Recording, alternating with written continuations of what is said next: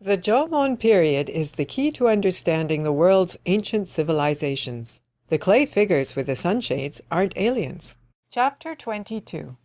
The Mysterious Clay Tridents of Kamegaoka. It's interesting how many different shapes and kinds of artifacts there are from the Jomon period. There are some strange ones too.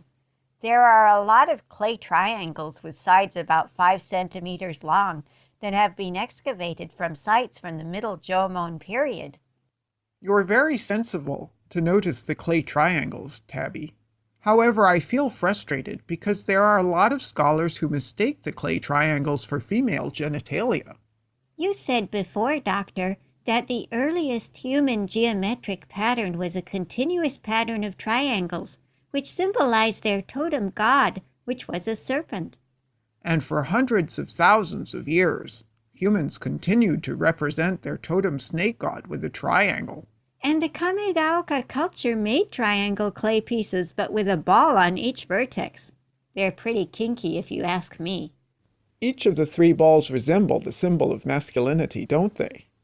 Strictly speaking, these clay objects from the Kamegaoka culture are not really triangles, but shaped like the trident. So let's call them clay tridents with balls. That's a little too specific. Since they come from the Kamegaoka culture, why don't we just call them kame-san clay goods, since san means 3 in Japanese? That's a good name.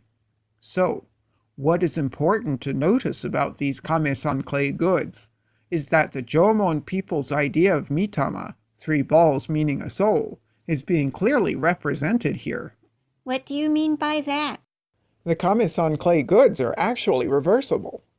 On one side, you can see the female snake, and on the other, the male snake. So taking everything together, you can see the mating snakes entwined, representing the ancestral spirit. It's like the Hiyoshi clay figure from Hakodate. That's right.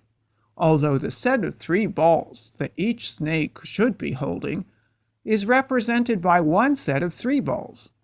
The 3 balls that the male snake is holding turns into the 3 balls held by the female snake on the other side, which represent a soul. In other words, the ancestral spirit, which is the 2 sets of 3 balls belonging to the female and male snake, have been united into one set of balls. It's quite fascinating. When put that way, it fits your thesis perfectly. How did you come up with that interpretation, Doctor? There were a lot of kame-san clay goods that were found at Kamegaoka cultural sites near Hakodate. They were all broken. There was not one complete piece. Stone swords are also found with them at those sites. So I would think that the kame-san clay goods were broken by the stone swords. I will explain in more detail later, but the stone swords were copies of a yin knife used for rituals.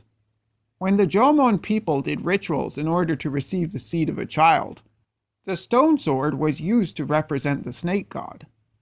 Why would they use a stone sword to break the kame-san clay goods? The stone sword represents the snake god, so its role is to separate the 2 entwined female and male snakes, which together form the ancestral spirit and bring it back to life. On the other hand, if, as my theory suggests, the kame-san clay goods were broken by a stone sword, what would that mean? The act of breaking them would mean that by separating the entwined snakes, the broken kame-san clay goods are the ancestral spirits that have been disentwined by the snake god. That makes sense when you put it that way. So of course, you could say that the kame-san clay goods are the male and female snakes being joined on the front and back, and that they represent the 2 snakes entwined. Moreover, just like the rope, they represent the ancestral spirit. Thus, the kame-san clay goods were used in the ceremonies to pray for pregnancy, and were smashed using the stone swords, which were the symbols for the snake god. In other words, it was a reenactment of the ancestral spirit being disentwined in order to be reborn. I see. So the kame-san clay goods really have nothing to do with female genitalia.